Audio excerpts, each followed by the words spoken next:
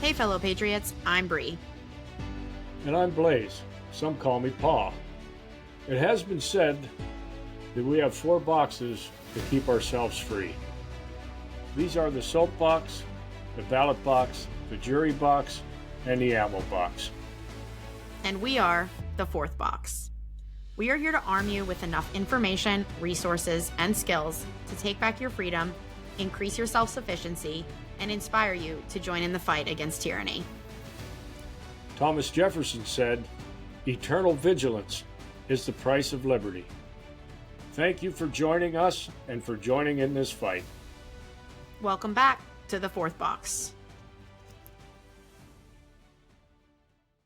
Alrighty, everybody, let's get started. We're back another week at the 4th Box podcast. Every single week we come back with so much to talk about, and I just feel like we never get to even scratch the surface of all that's going on, but there's plenty of podcasters out there, so hopefully you learn a little bit from us, a little bit from them, and you'll end the week with a totally new mindset on the status of things in the world today. So, Pops, I'm looking forward to this episode. I think we've got another Ricochet round queued up here, just with the two of us, which should be exciting. I think we're going to try and lay some ideas on one another and see what the other's thoughts are.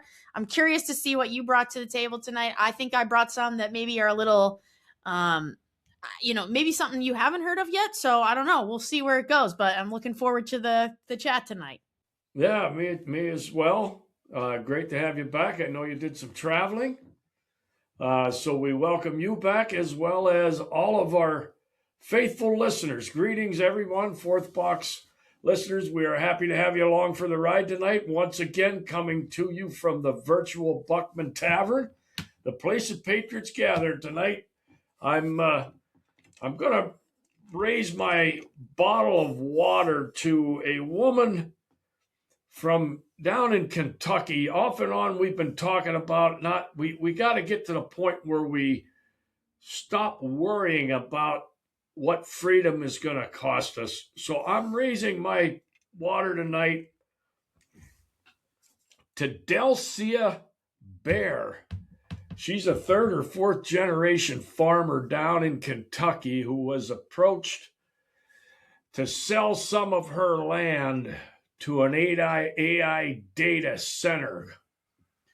She was offered 10 times the value of the piece that they were interested in buying from her, which amounted to $26 million offer.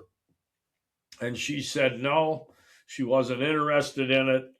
This farm has been part of the family for many generations. We raised wheat for the government during the Depression. We've been here farming, providing, help feed this country, and I'm not interested in a data center being in her neighborhood. So her and her elderly mother still live on the ranch, and they turned down $26 million. So if you think that it's hard sacrificing for freedom, I'm raising my water bottle to Delcia Bear down in Kentucky, and she's showing all of us that we can all stand for freedom, and there may be some cost associated with it, but there's a fine example how to turn it down.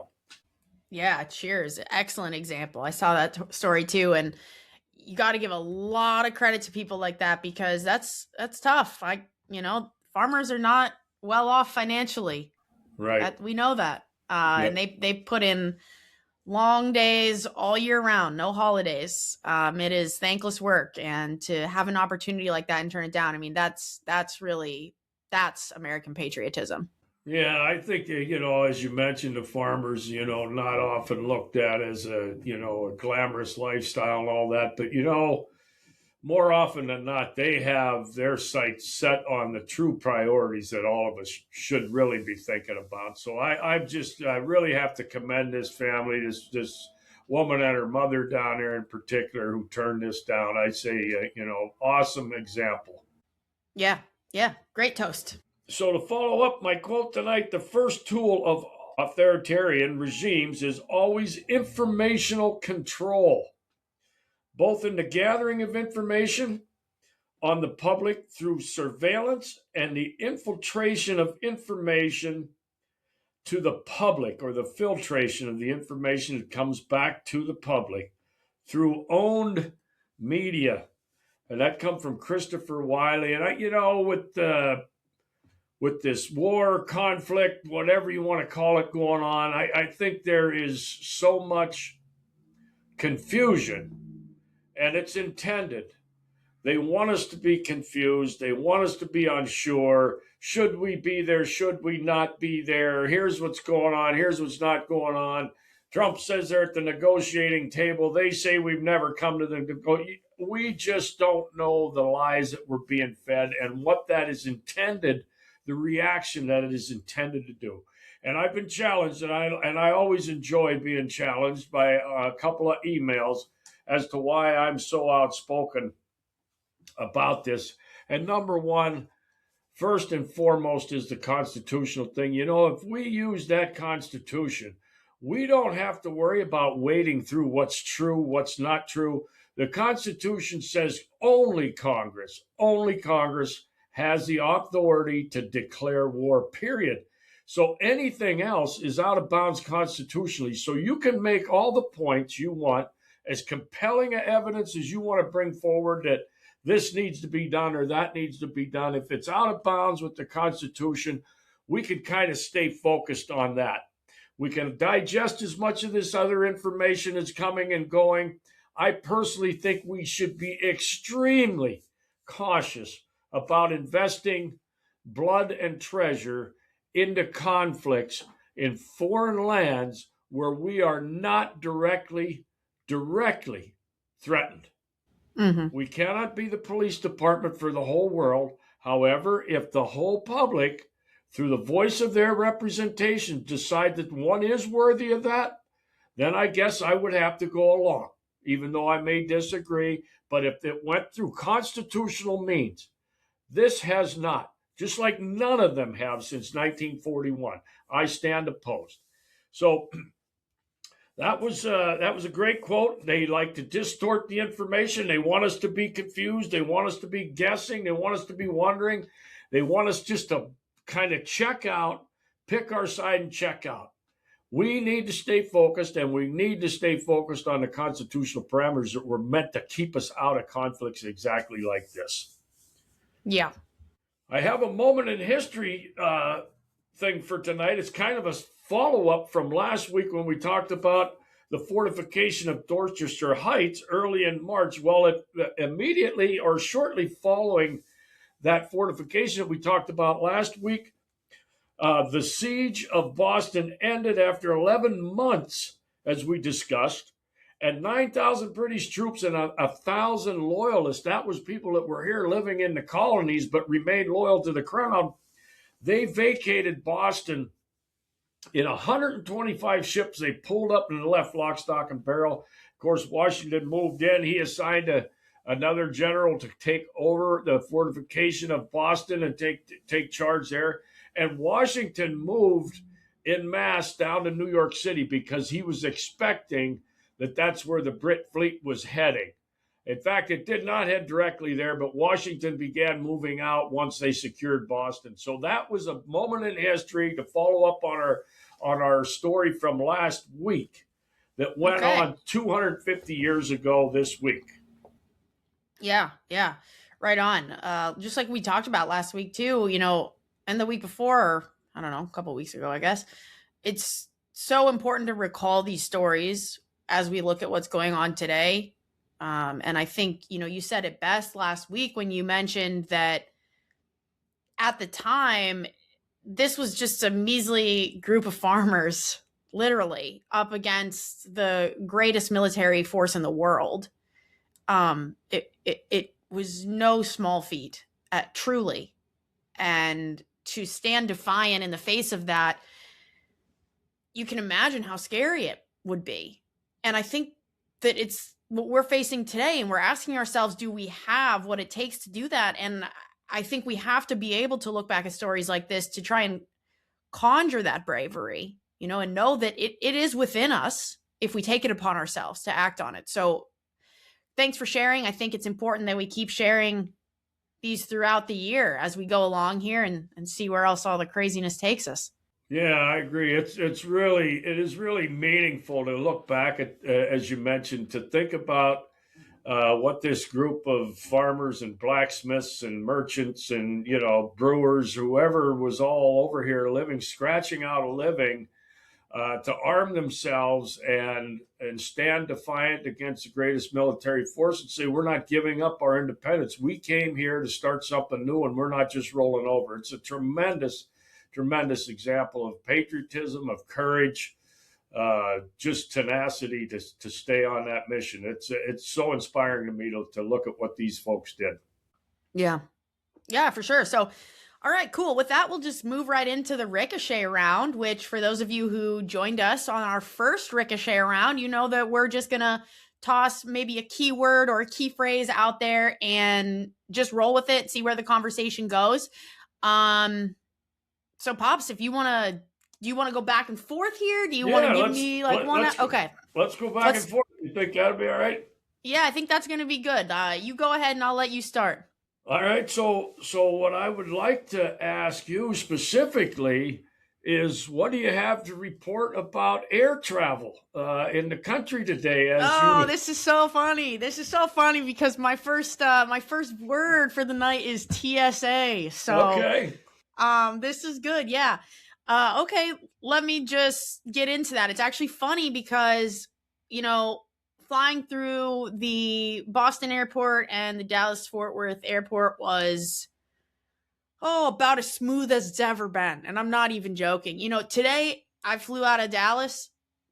TSA agents were happy. They were cheerful.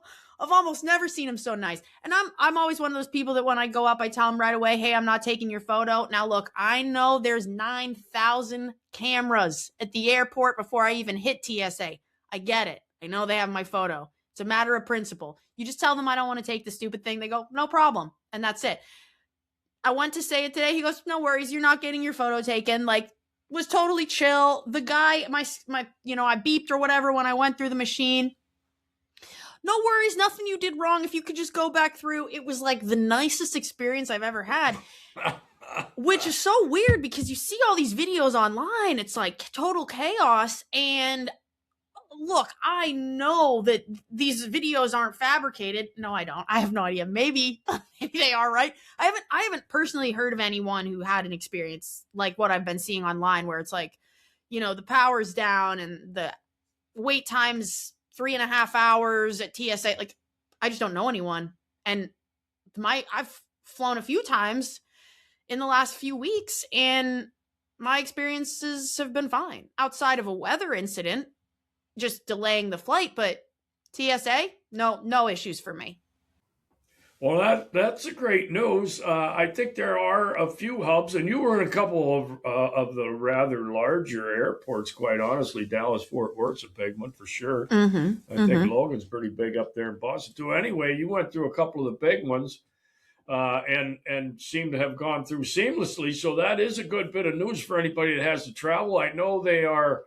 They're still batting this football back and forth. It has become a political football, so to speak. And, they're struggling over that. And Trump's trying to get it through as part of the SAVE Act. And he's going to put ICE on patrol, which I don't think that's a bad idea either, since there seems to be a lot of folks coming in and out of the country. In fact, leaving with large amounts of cash that probably shouldn't be. So I don't necessarily disagree with that. I think it's part of the federal government's responsibility to maintain secure borders and a uniform code of form of naturalization. So I don't think the airport should be off limits to them. If another federal department, right or wrong, I know the FAA or Federal Aviation Administration, something that wasn't ever dreamed of when the Constitution was written. So I think there's a quandary there as to whether or not there should be, since there's a lot of interstate travel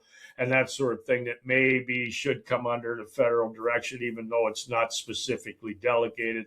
I think since the federal government has authority to take care of the borders, I think the airport should well come within. So if we're using some assets from another department to help maintain security there, I don't have a big problem with it. I'm glad to hear things are working smooth, whether it was ICE or TSA. I did want to comment further related to that, since your follow-up and first remark was going to be on TSA. There was that horrific accident over at LaGuardia where the incoming plane struck a fire truck or some piece of fire equipment that was out on the runway or the pathway. I'm not exactly sure what all the details were. Unfortunately, the two pilots have become deceased as a result of that accident, and I think there's 40 or 50 some people that have been injured. I also wanted to mention that there was a similar incident, no fatalities that I'm aware of, at Hopkins out in Cleveland, where a couple of planes or something come together. So I'm just wondering if, because of the TSA related discussion, if there's just an overall feeling of stress, maybe at air traffic control or what have you, that it just seems a little odd that we've had a couple of instances with plane accidents while this TSA debate is going on. Just a point that I wanted to bring up. I'm not sure what the backstory is to either of those instances, but it's very unfortunate, of course, the loss of life. Yeah. It's an interesting point you bring up because these are truly accidents that are done by human error, presumably, right? Like when last year we had a lot of headlines. I feel there was kind of a time in 2025 where it felt like one after the other we were seeing plane malfunctions resulting in plane crashes and deaths because of it. But this is different. This is human error on the ground, which does make you question, like, is there just an overall kind of morale issue at these places? Which sure. I mean, I can totally see how that could be true. Where I was going to actually go with this was a little bit different than, the discussions of what's happened with some of these planes. I was going to bring up an interesting statistic, which you may have heard before in some capacity. I think that people have heard of this, but there's a lot of debate whether or not this is true. But I did some digging. I spent some time looking into these stats to make sure that they're still accurate. And they are. In 2015, the Department of Homeland Security's Office of Inspector General discovered that TSA officers using advanced imaging technology failed to detect hidden threat items 96% of the time. And if we want to talk about my recent experiences at the airport, I told you, and I've shared it with a few people, I have a pretty big everyday carry pocket knife. It was right in the top, most visible pocket of my carry-on luggage. It sailed right through. It's like a 5-inch blade. Like, when I saw it after I flew, I was like, holy shit. Like, me thinking about another person on a plane having something like that, that's terrifying. The damage you could do with a knife that big is alarming. And then you read the statistic, 96% of the time they're failing to detect shit like this. So this isn't even unusual. And I looked it up because, 2015, that was a while ago. Maybe this tech has changed quite a lot. It's been over a decade. Nope. There have been no updates to this statistic. The TSA came out and said, we're making changes. They never made changes. Literally. Yeah. Like, these are, look on the government websites. This is so real. It has not been updated. Now, here's the other kicker. TSA costs the American taxpayer over $10 million a year. What are we paying for? A 4% success rate? And now everybody's all butthurt because TSA isn't getting paid. Well, as far as I'm concerned, 1, it's not constitutional, and 2, they're not doing their jobs anyway. So let's maybe move to a privatized system. If we did that, that would not be an unconstitutional way to go, I don't think, but you can correct me if I'm wrong. And there are other parts of the world that do this already. So it's not something that doesn't work. What are your thoughts? Well, I want to go back to the remark you made there. Is it 10 million or billion? I would have to think it's probably billion. Oh, okay.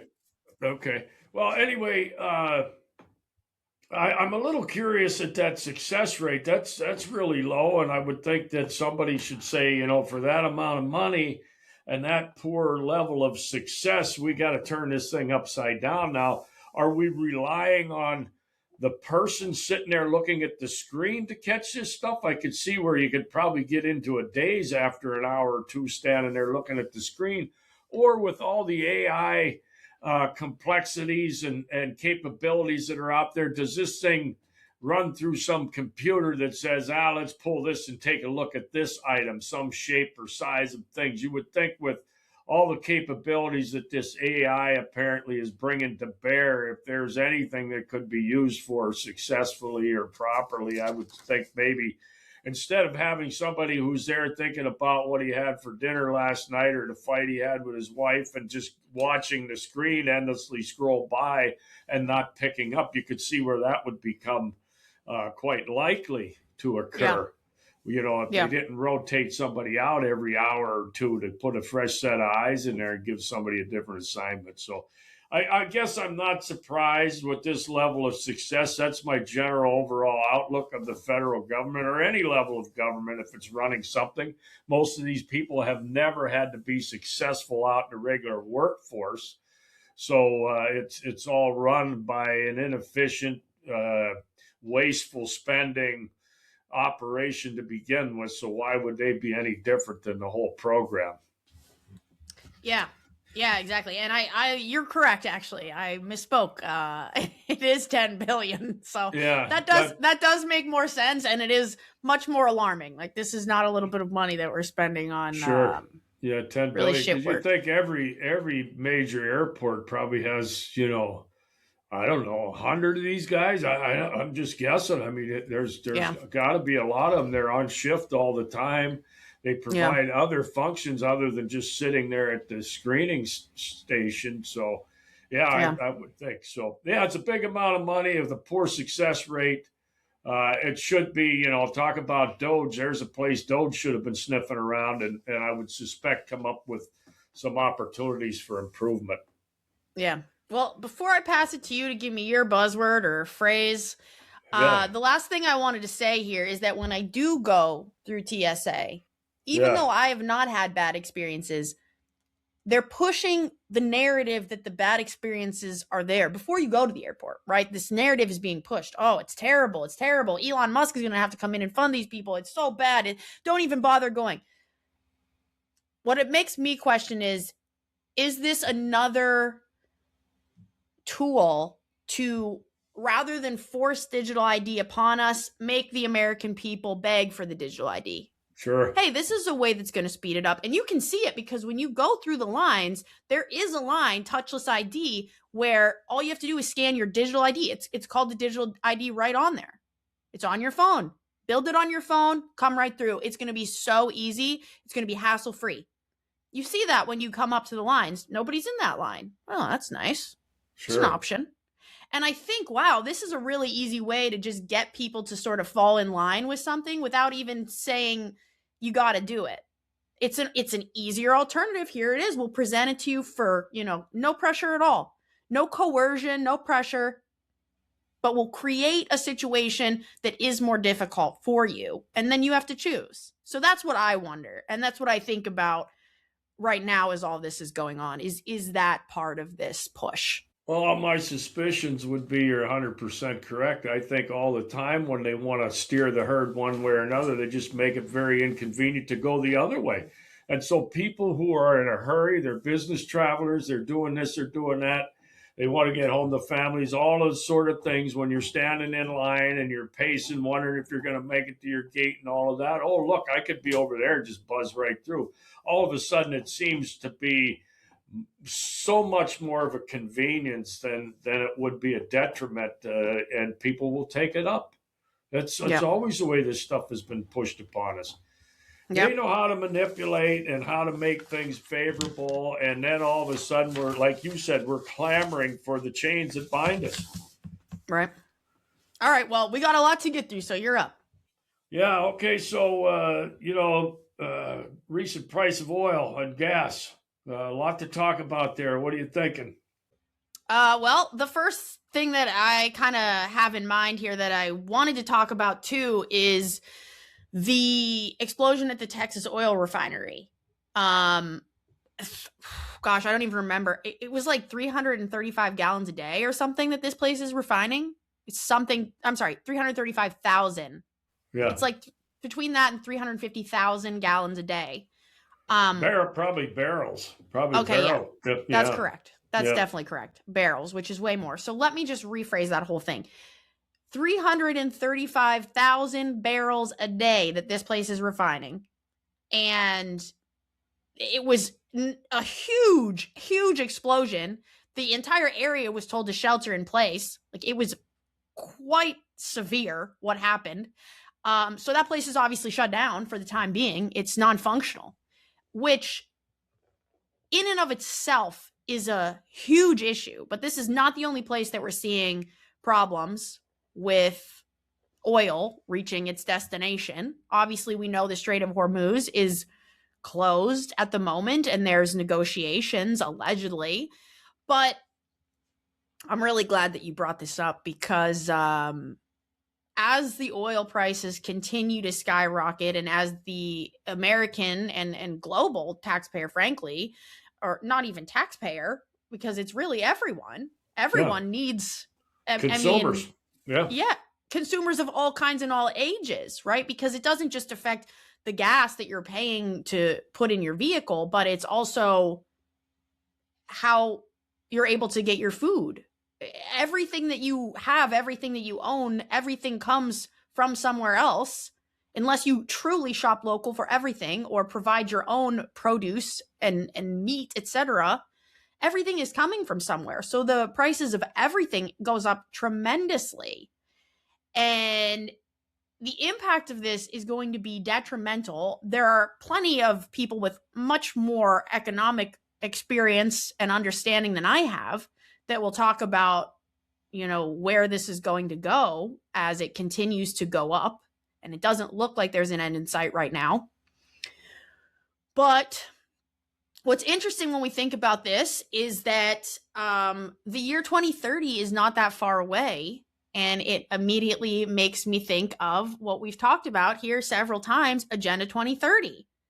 And one of the key elements of Agenda 2030 is these clean energy targets that everyone who adopted this agenda, 193 different nations, including the United States, everyone is signed up for. Yeah, we're going to meet these targets by the year 2030. Well, like I said, clean energy, this is a big one. This has to happen for Agenda 2030 to come to pass, which, if you have any understanding of what it is and how it works, it sure sounds a lot like the one world government, new world order. But even, whatever, let's not even go down the conspiracy rabbit hole. The fact of the matter is that this skyrocketing oil price is going to force people into making these choices. It's going to force people into potentially electric vehicles and on, right? It's going to make these changes because people aren't going to be able to afford these things. Now, here's what's really interesting about this. If we really want to get down to the brass tacks, I said 193 nations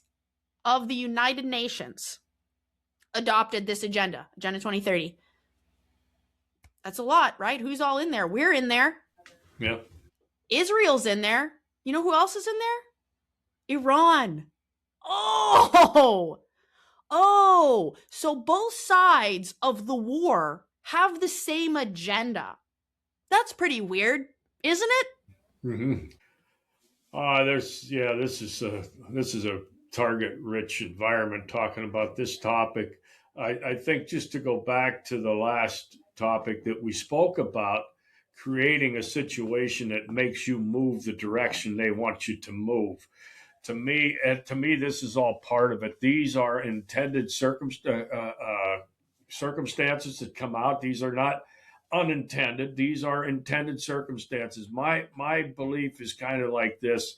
There's a whole lot of people that are making this a Trump thing. I think Trump's following a script. I think this is all stuff that's written by, the globalists, those people that we have talked about many times that are seeking to create a depopulation effort through war, through famine, through disease. And this will help with all of those things, as we listen to such notable persons as Catherine Austin Fitts, who suggested that this is all part of it, and this is going to cause huge amounts of food scarcity and all these things. So yeah, we're having the inconvenience of seeing the price go up 50 cents a gallon for gas since this thing started here at home. And I'm sure there's other places around the country where the price increase has been more dramatic.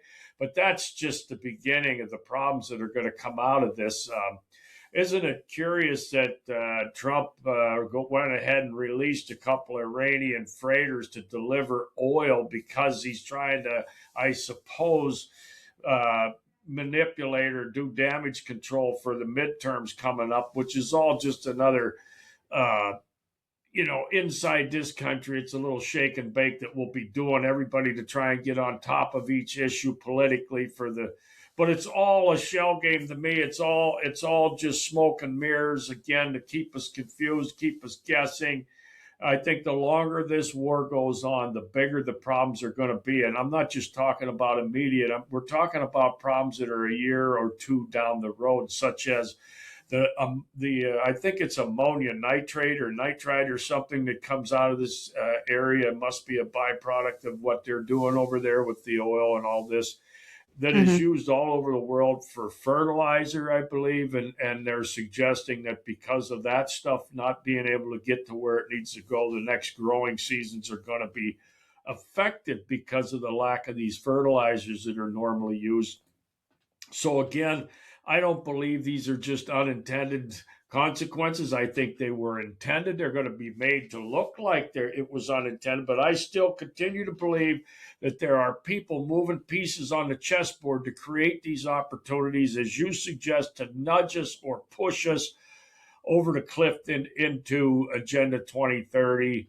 What do they call them? 15-minute cities, the reduction of fossil fuels or elimination of fossil fuels, which, by the way, all these electric cars and all the rest of this stuff, it all sounds wonderful. First of all, we know that the electric we do not get the production out of solar panels and wind to take the place of the fossil fuels. So if they do move away from the fossil fuels, we're going to be in for some real heartache to begin with, because this economy and the economy of the world is still driven by fossil fuels. So to me, it looks like it's, we got a war going on. Everybody's going to have to pay the price. Gas is going. It looks to me like it's much bigger than that. It looks to me like some people move some pieces on the chessboard to make a push toward what you suggest, like Agenda 2030, and the repercussions of global famine or food scarcities, especially in the poorest parts of the world. And then all the hardships that will come out of rapidly increasing fuel and energy costs, which will really have a detrimental effect on the economy worldwide. Yeah, for sure. It's hard to even really imagine and see, because you can't compare it to past wars and past instances of gas prices going up. I think this is going to be unlike anything we've experienced. And the modern world has different requirements than the past times we've seen similar crises. So there's no comparing it to things we've gone through. And I think we all just need to be prepared for that for sure. But the last thing I would say on that is just that, I'm so tired of people not understanding that every single conversation we have does tie back to these. It's not conspiratorial anymore. It is a very easy hop, skip, and a jump to go, oh, that links directly to this other thing. This right. Agenda 2030 or, global cabal or whatever, however you're phrasing that whole piece of the puzzle, the bigger players that are controlling all of the puppet strings, everything we talk about has a connection to that. Like, I don't know, see it or don't see it. It's just, to me, it's so glaring, it's impossible to miss. Well, if we just want to take a moment while we're on this topic and kind of lean it over to, isn't it remarkable how the whole Epstein thing just has faded off into obscurity in the rearview mirror? But I want to point back to the thing that you just called to mind.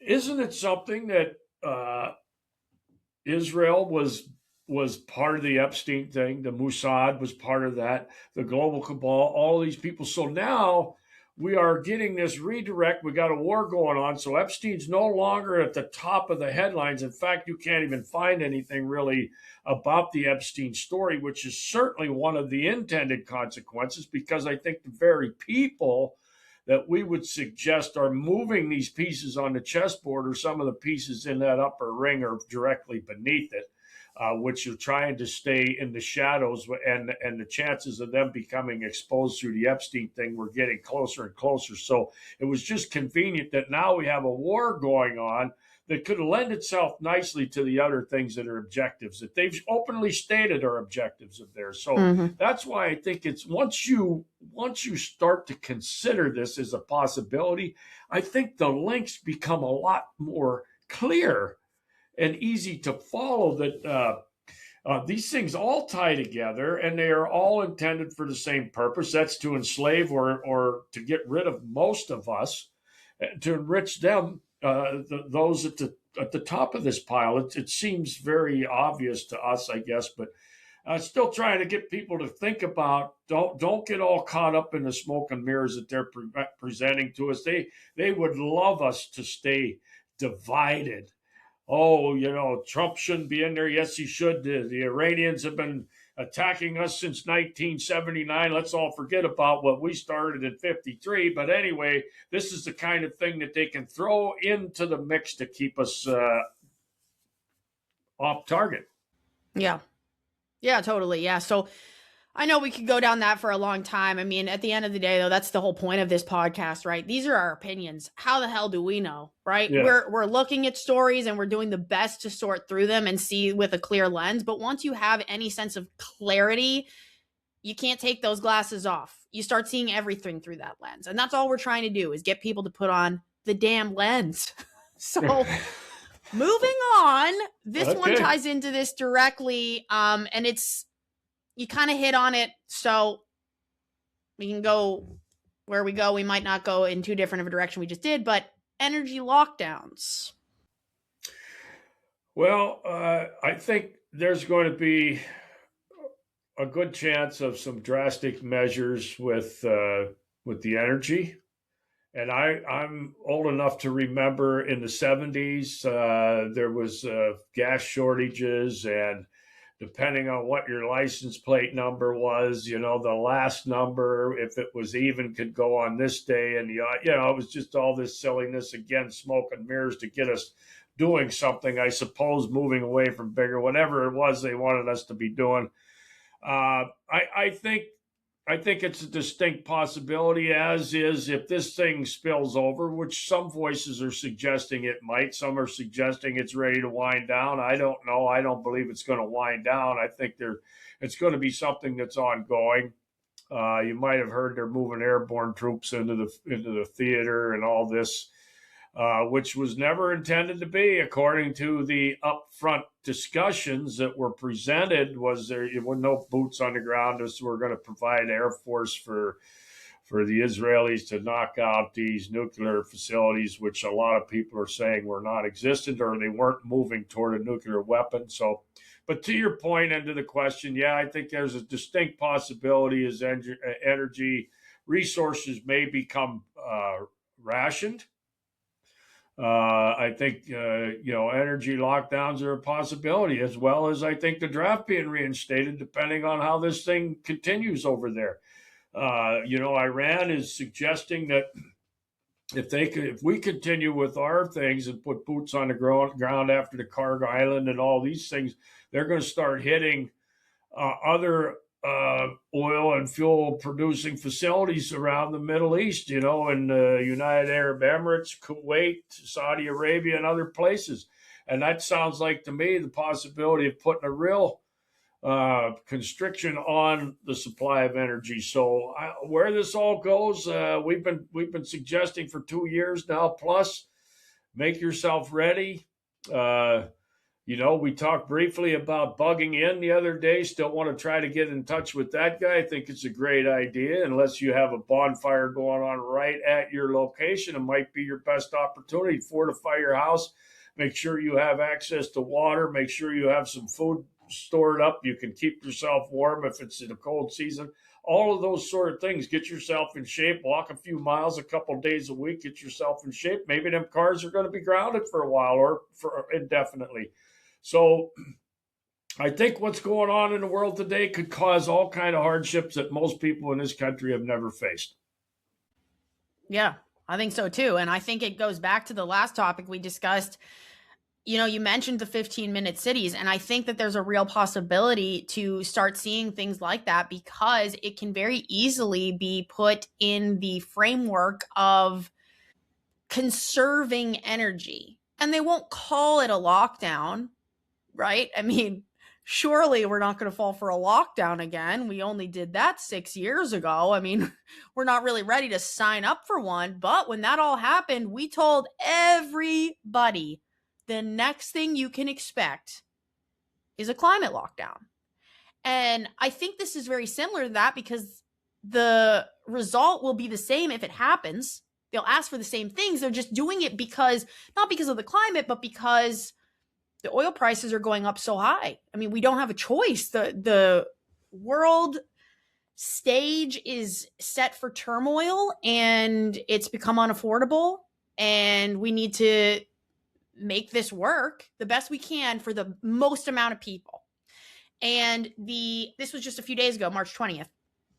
The International Energy Agency published a report titled Sheltering from Oil Shocks. I thought, what an interesting title. Sheltering is an odd word. Again, we were just sheltering in place not that long ago. Anyway, it's a 10-point plan to let global governments know what they can do. And there's a few interesting points in here, but they do go kind of into some of the things that you said, like, rationing fuel based on driver's license plate numbers, as well as implementing driving bans enforced by like the license plate scanners, that are on toll roads, etc., and only allowing certain amounts of driving per day, which they will monitor through the license plates, of course. They're recommending carpooling. They're recommending lowering highway speed limits. They're recommending more remote work, which, again, you're like, more remote work. Wow, this feels a lot like sheltering in place for 2020. It's the same shit. And then you start thinking about these things and you start thinking about the way that, okay, we just talked about the energy prices going up and them maybe having to think about things in this sort of 15-minute city. Well, let's not drive too far out of this zone. And it sort of sets you right into this stage. I mean, there's even conversations about minimizing air travel as much as possible. Again, it kind of goes right back up to that first conversation, the whole TSA conversation. There's all of these things that when you look in there, even using electric cooking where possible, and the way that they frame it is, it's very vague. It just says to cut flights when alternatives exist. Okay, well, what does that mean? Is the alternative taking a ship across the ocean?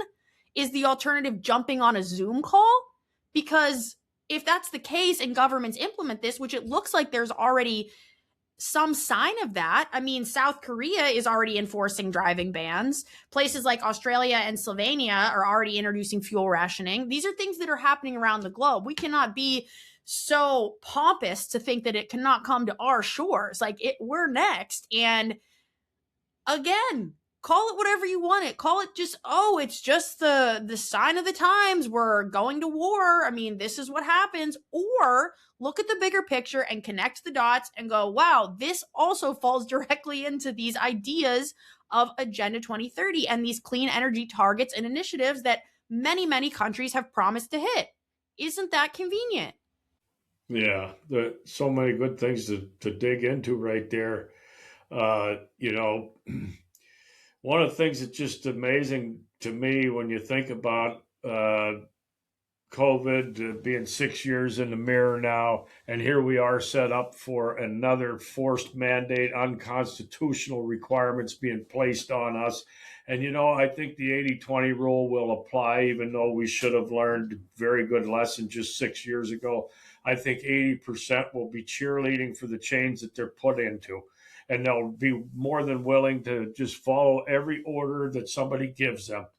And furthermore, what I wanted to talk about, right now I forget the exact number, but I did look at the story a week or two ago where the number of people that are currently taking care of life's necessities on credit cards in this country. Can you just envision what is going to happen when the slowing of oil and or energy coming out of the Middle East affects the whole global economy and everything inflates? It's going to be hyperinflation on everything because of the restriction in fuel getting out to the places that need it around the world. What is going to happen? Is this part of the depopulation effort being kicked into high gear? Now you got to start thinking about the disease and stuff that's going to come out of people being confined in small places, being fed poor food, if anything, as people start to feel the effects of some things that could come out of this. It's a daunting thing, and we've talked about it. We had that little series on how to prepare yourself and how to prepare your home, and I hope people would go back and look at it. Maybe we can do a recap on that coming up in the next week or so. Kind of talk about, just go over the highlights as this thing becomes more of a reality as this war continues over there, which they're often cautioned. They're very cautious about calling it a war because they know then they're in direct violation. But there's so much to talk about there. But it does lead me to the point I wanted to fire back at you, and it can these things all tie together as we mentioned, but you may have seen, and this was on Yahoo Finance, so I think it's a pretty well recognized place to go for stories related to finance. But the U.S. government is insolvent. That was just called out this week. And the media basically did nothing with this. Of course, we don't want people to start to get the idea that maybe we've been run off a cliff by the people that were put in there to protect it. And this is not hyperbole. It's the conclusion drawn directly from the Treasury Department's own consolidated financial statements for fiscal year 2025, released last week. And the media is crickets. So basically what they're saying is we have 6.06 trillion in total assets against 47.78 trillion in total liabilities. So if you could just envision those numbers within your own household, say you got $6,000, but you owe 47,000. That's the same position we are in as a country. You know, every man, woman, and child would have to come up with $1,800,000 or something just to begin to keep up with the interest or whatever on this. It's just unbelievable, and there's nothing being said about it. And please remember and take note that Trump just requested $200 billion for ongoing efforts in the Middle East. That seems like an awful lot of money, but I guess if you're spending almost $1 billion a day, they apparently are getting ready for a long drawn out thing if they're asking for 200 billion and we're spending almost $1 billion a day, or at least what the first 11 days of this thing were. So here we are broke. We're completely upside down on our debt to equity ratio, our liabilities to assets, and we're going to throw another 200 billion on to fight a war we shouldn't be in, because constitutionally speaking, it was not passed through that means, nor should we be in there based on a whole lot of other reasons, moral and or otherwise. So if you start to see the pattern that we've been talking about tonight here, you know, the continued piling on of debt that we already can never pay down, a war that we shouldn't be in, fuel lockdowns and rationing and possibility, food scarcity and shortages. There's a pretty grim picture. It might be time to really start thinking about having yourself ready for a few weeks or months of hardship. And that could be just the tip of the iceberg. Yeah. So what do you think about the finance story? Well, I think it's not surprising to hear. I think what's unfortunate is that it makes sense that it's just something that comes and goes the same as any other story, and it doesn't really make a big splash, because I don't know if the numbers really mean anything to anyone. And And what I'm trying to say is, like, when someone on the news says we're sending $200 billion to Israel, or we're spending $200 billion, for the ongoing conflict in Iran, what does that mean to the average person? I hear you talk about shit like this and the amount of billions of dollars that you guys are spending every day. I turn on the news. My life pretty much looks the same. So it's kind of hard to fathom what that really means. And it's hard to fathom what those numbers even equate to, I think. I think that's a big part of it. But I think that what is most unfortunate about all of this is that so many Americans voted for Donald Trump thinking that the conditions for our lives were going to improve, that our economy here was going to get better, that we were going to have more money at home, that people who have been living on credit cards were going to be able to finally stop that. People really believed that. And instead, we're headed the opposite direction. That's really what the takeaway is. At the end of the day, it doesn't matter what the money, the dollar amount is or is not. Insolvency, well, we've probably been insolvent for 100 years at this point when it really comes down to it. I mean, we were never paying that shit off. Not in this lifetime or, a few generations from now. Let's be real. That is a big number, and that's just not feasible. And many of the ideas that Trump sold to the American people were that we're going to start getting this shit under control. And instead, we're headed the complete opposite direction, and we're in an economic free fall. And I think people are refusing to see that, or it's just not being painted as such. I just don't think the news wants to tell you about that. And Right. So the people don't believe that it's necessarily happening, because if you and I tell it to them, they're going to say, oh, well, you're just doomers or panicans. And, now, as soon as you say, oh, I disagree with anything that Trump did, well, you have Trump derangement syndrome, which I would argue Trump derangement syndrome is actually the people who aren't able to detach themselves from the man and aren't able to see that they're literally just eating their own bullshit, because everything they said that they were voting for however many months ago is the opposite of what's happening, and they literally can't see it. Oh, you just have a problem with Trump. No, I don't. I have a problem with that. I was told one thing and it's the opposite thing that's happening. Are you even aware of that? Like, that aligns more closely with derangement than the other. But whatever. I'm not trying to make this about Trump, because as we've stated, it doesn't really matter who the president is. The issue is going to remain on purpose. Yeah. Well, as long as you went down that path with the Trump thing, I personally believe that somehow, some way, from first term to this one, he has been corrupted. I don't know if it was that bullet through the ear out in Butler. I think he probably went in there with a game plan somewhat different than what he was able to get done, because he tried playing ball with the establishment. So I think he probably went in there the second time. This is my own personal belief. I believe he wanted to expose the deep state. He put the people in place to try and do that. I believe he was going to do a full audit on Fort Knox. I believe he was going to get to the bottom of the Epstein file. But I think as he started to get close to any of those things, I think he was given a very stern and clear message that he wasn't going there. And I think he had a couple of brushes, or at least one that was a brush with death, or could have been. And I think he is now following the script. Mm-hmm. I agree with you. It's not even the same guy. No, and I really found it curious this week. I found somebody on the national stage was repeating the same things that we've been talking about: is where's the Steph Rich files? Where is the Fort Knox audit? Where is the Epstein thing? Where is the deep state being turned upside down?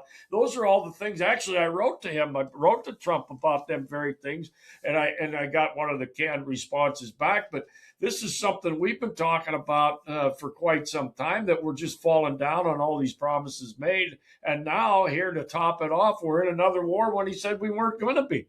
So who's pulling the strings? And that's who we were going to, I think, expect to get close to through the rooting out of some of these things just mentioned, that being Epstein and the Seth Rich files and the deep state uncovering. So all of those things, it's too deep, it's too powerful.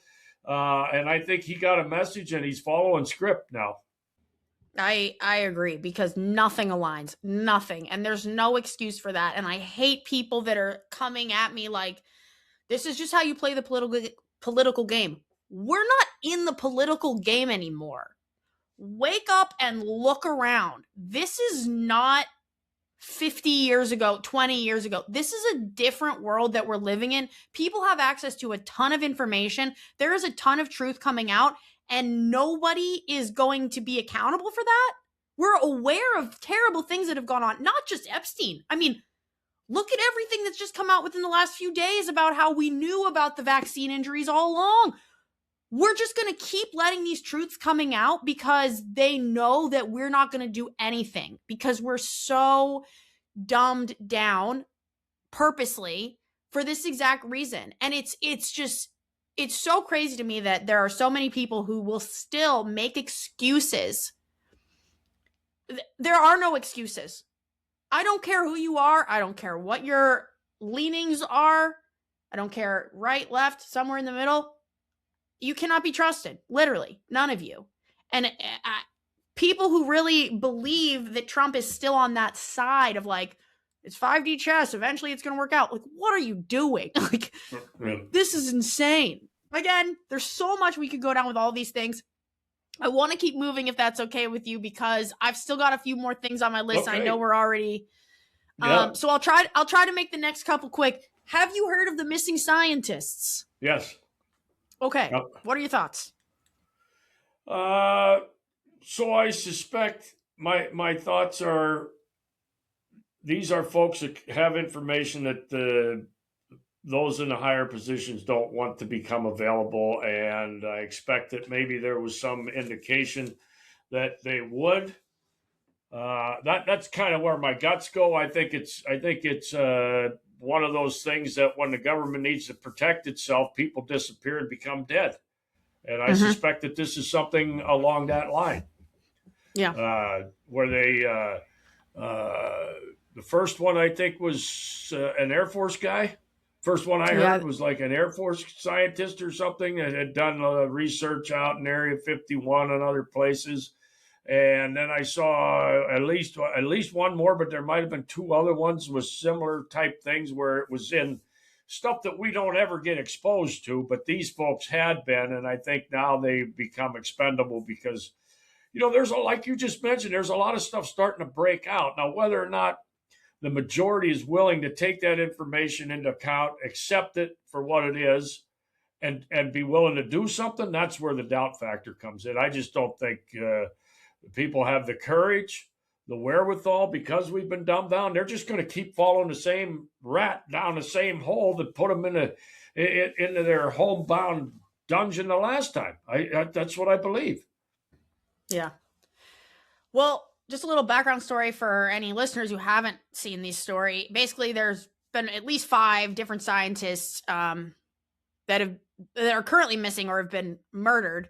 And they're all related to UAP or UFO work, all of them.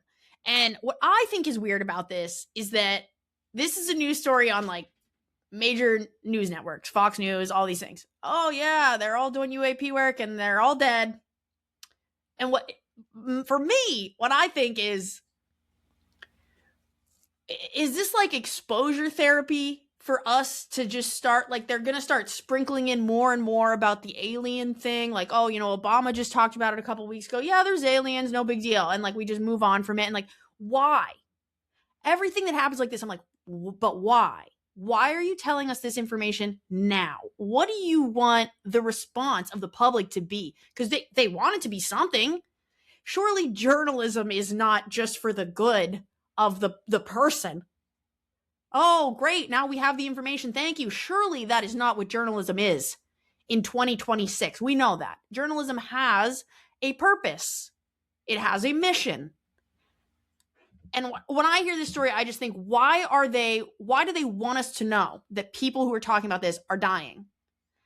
I don't know if I have an answer yet, but I am curious to see where it goes, because I just think they're trying to sprinkle in all this information that, yeah, it's there, yeah, it's out there, so that they can use it to their advantage. They can use some technology to their advantage in the future, maybe frame it as that or not. I don't know. I'm not going to pretend to know. I just think they're giving us little crumbs like they like to do in a lot of these conversations. Give us some crumbs so that we start to buy in. And that's kind of all I have on that one, but I just think it's odd and weird timing. It's very odd, and it's weird timing, because you might recall it was probably within the last 2 months that Trump suggested he was going to open up the UFO files and all of this stuff that the government had. Now all of a sudden the people that might have had some knowledge that could contradict what they're going to spoon feed us, maybe that's why those ones have disappeared. Who knows? But like you suggest, it is certainly intended to nudge the needle some direction or another to get us moving where they want us to go. Absolutely. All this stuff always is.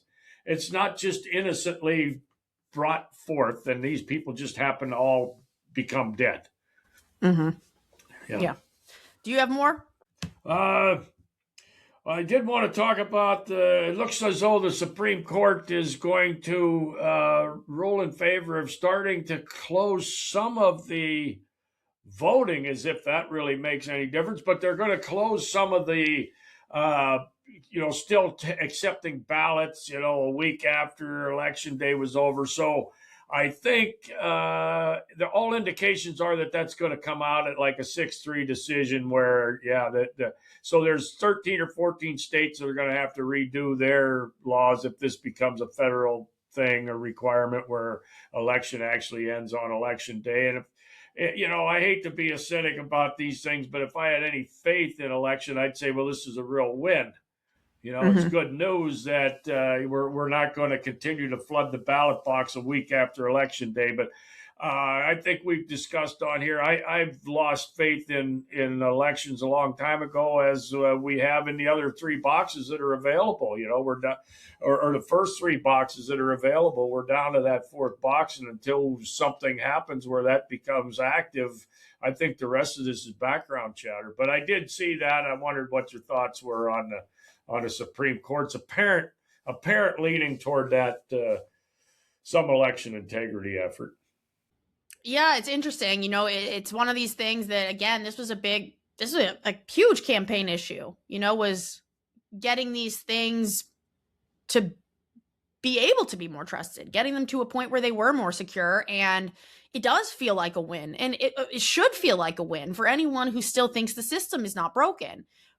We're just not those people at this point. And I think that I believed that there was a lot of fraud and a lot of just general misbehaving around the elections. But what I think now is that it doesn't matter if there's none. It doesn't matter if every single thing is absolutely 100% perfect, which is impossible. But let's assume if every single vote by every single U.S. citizen is marked down correctly and there are 0 inaccuracies, I don't think it matters, because I don't think either person who has an opportunity to win is the right person for the job. I think both of them, or if there are more than 2, like we almost saw, they're both corrupt. They're all corrupt. And we can see that when we look at Trump, going back to what we talked about earlier, because if I look at the conversations he was having when he was in his first term, and I look at the conversations he's having now, it's not even the same guy. They're not the same conversations. They're not the same topics. And it's not because the world has changed. It's because his reasoning and his driving force is not the same. The first term, we thought, the people that are surrounding him are not good. They're establishment politicians. He needs people who are new. He needs new faces. He needs non-politicians, different thinking people in there. And he did that this time. And it was actually worse. It's been worse. So again, we can keep making excuses all day. I think that this is, in theory, a great win for preserving our elections. I don't think there's anything left to preserve, to be honest. Yeah, and I would agree with that based on the fact that, we had Trump in there. We had a pretty good feel that maybe he was going to be a disruptor based on his first term. So now he goes in the second term, he has a House and a Senate, and nothing still has changed.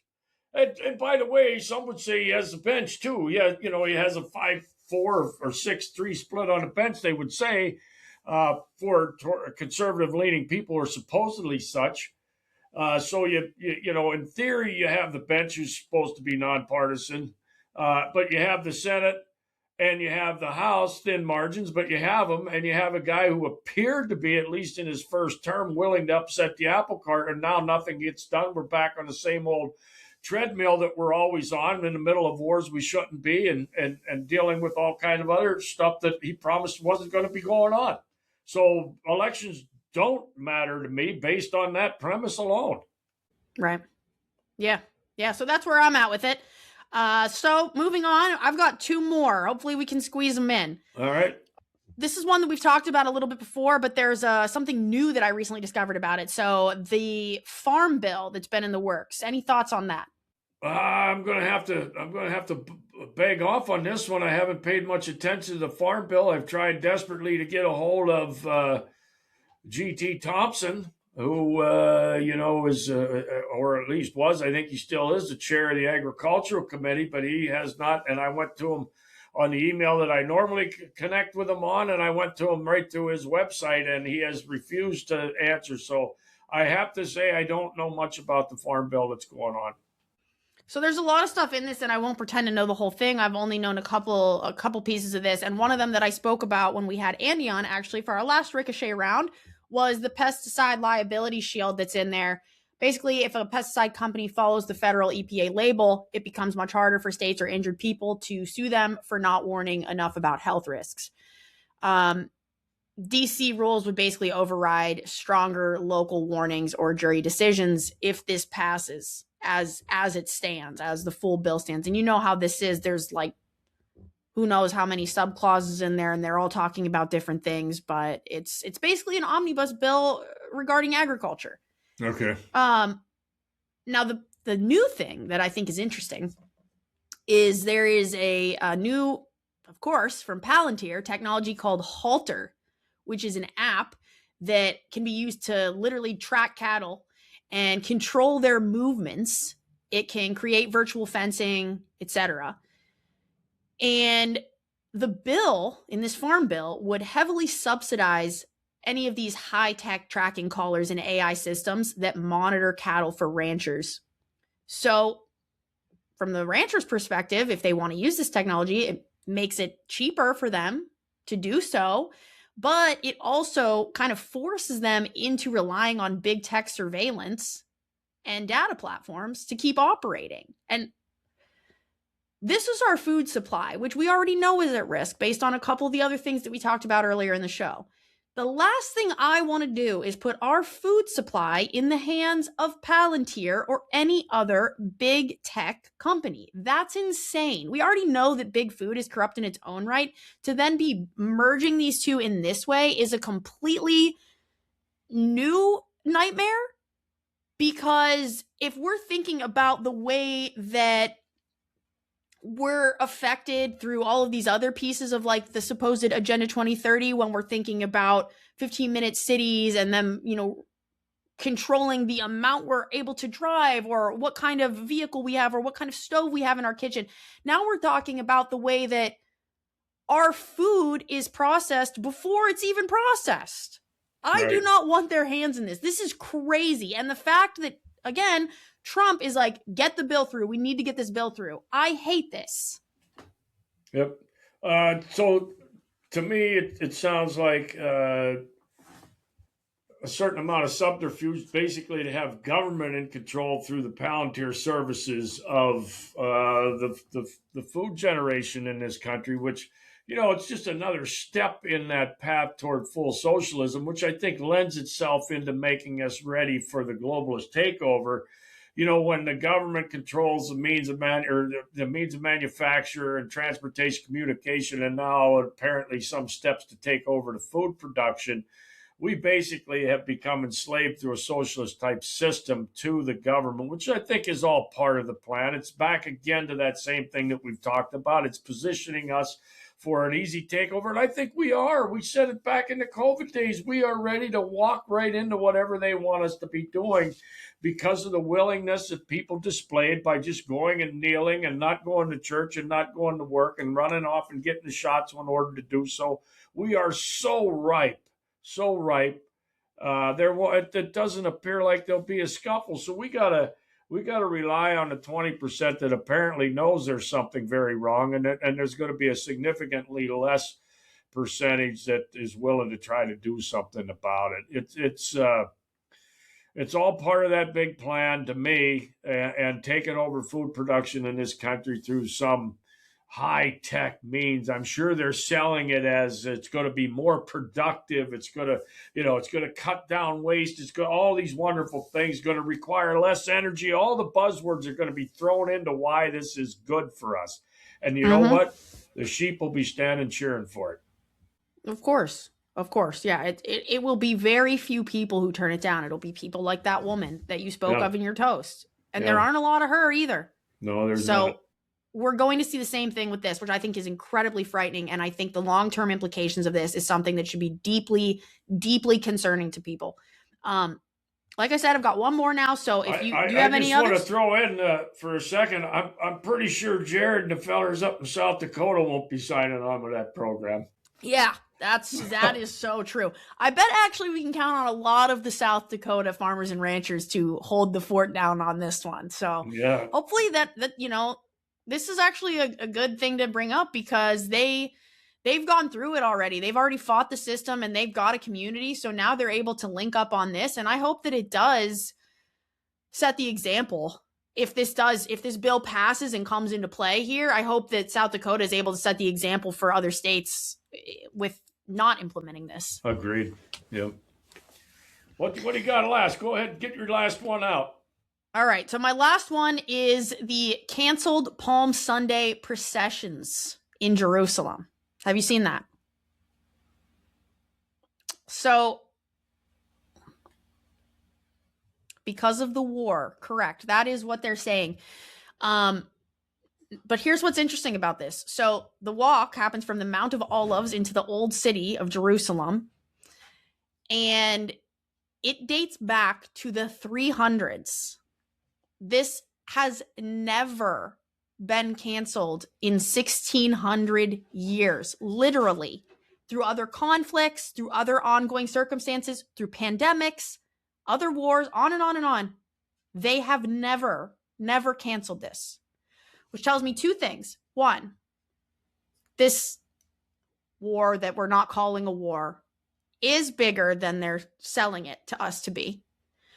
And two, bigger than that, there have been a lot of conversations happening, in the conspiracy theory world about how the Zionists are trying to bring on their Messiah, which for Christians would be the Antichrist, because we do not have the same Messiah. I think people forget that the Jewish people think Jesus was just a guy. They don't think any of the miracles happened at all. They don't believe in him as being any sort of savior. He was just a guy.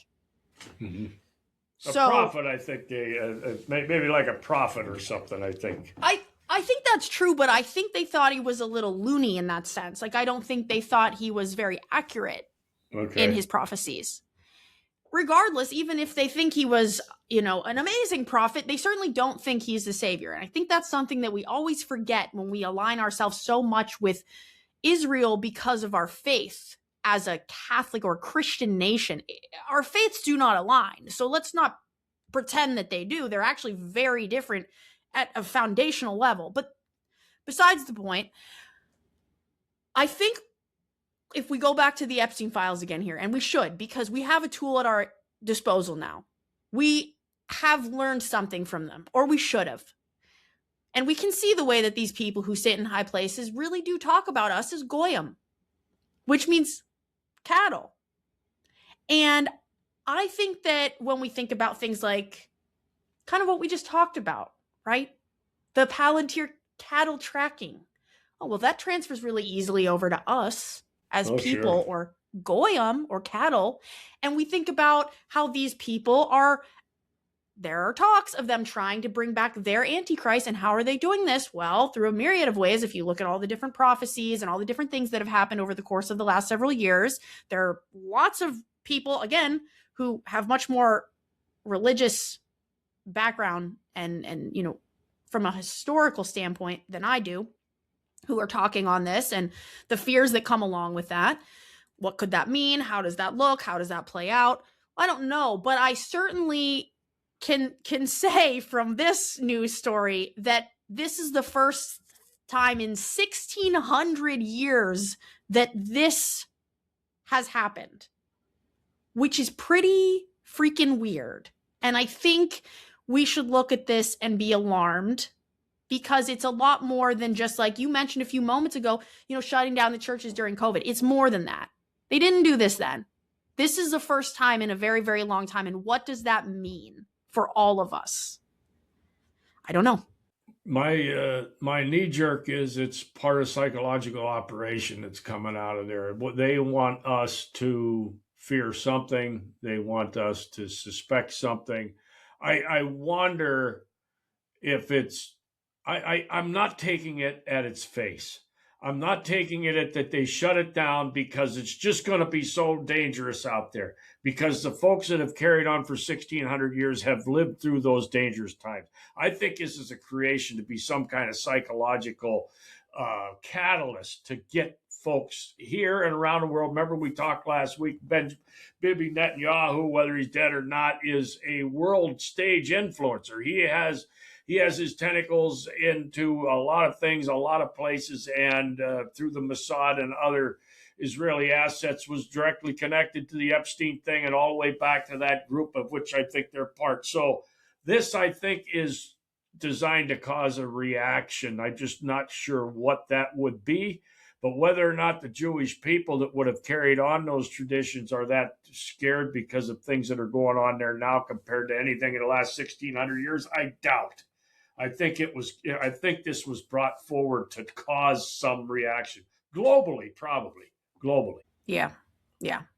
I agree with you, because it is a big news story from a global scale. This is quite historic in nature, and I do wonder what that means. So that was all I had. I know it's kind of a long one. Yeah, I got a follow-up to that. It was a story I don't have my arms completely around it, but it's going to tie into that last point you made. And I will see what your reaction to this is. I believe this survey is based on Congress. So I think it's Congress, but it could be the electorate at large. 51% of Republicans will suggest that the Israelis have too much influence on Congress. 74% of the Democrats would say that, with an aggregate average of 63% of either Congress or the electorate in general says that Israelis have too much influence on Congress and the federal government. And I was a little bit surprised by that the Democrats usually are where the Israeli is accused of being connected, or the Jewish, the Zionists being connected. They seem to have had a monopoly, or for some time, a large monopoly on getting the vote from the Jewish sector. But they appear to be the ones who are most willing to agree that they have too big of an influence on Congress. Well, I think it's interesting, but I suspect that that's an anonymous survey. Because none of these people will talk about this publicly. I mean, there's very few, very, very few that are coming out and saying we have an Israel problem, or Right. We have a foreign lobby problem. Right. You don't even have to narrow it down. Call it a foreign lobby problem, because that's true. Also, Israel's just the biggest and seems to have the most power, we'll say, over the choices that are made.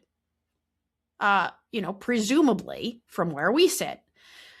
And I think we talked about it several times over the last couple weeks, that these people know that they have to fall in line or they're not going to stay in office, which is why I think there are people who know it, but they're never going to say it publicly. Right. not only will they not stay in office, but they may have bigger problems than that. I'll have to look into that story a little bit further, make sure I get some more details on it. I scribbled it down on here by hand on my notes. I didn't even have it typed on because I saw it just minutes before we come on. So I got to try and go back and look at that story, maybe have some additional comment on that next week. But anyway, yeah, we got through a broad array of topics. I think many of them, at least from our perspective, would tie back into what we have been suggesting for a long time, which is some small elite group of people that want to run the whole program.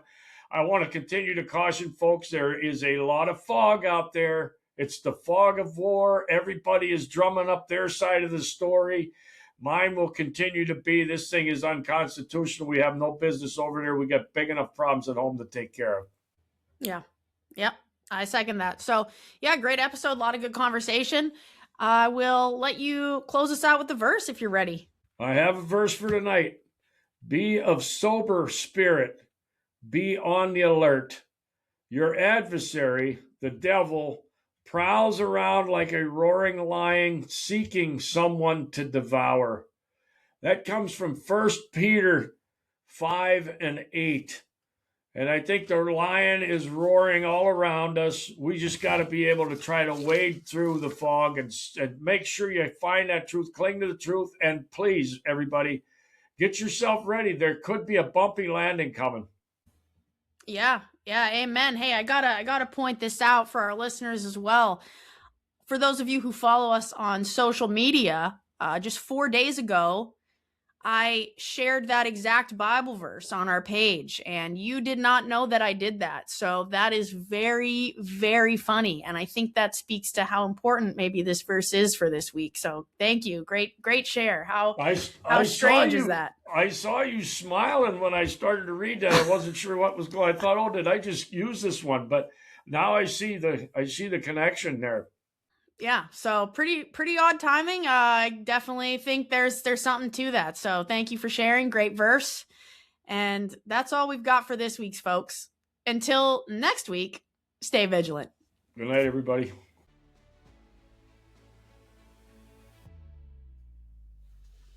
Thank you so much for listening. We really do appreciate the support and truly love getting to share this message with anyone who wants or needs it. The best way for you to support the show is to subscribe, add a rating, and share with everyone you know. You can find us on Instagram, X, and at thefourthbox.com. We'll see you next Thursday at 6 p.m. Stay vigilant.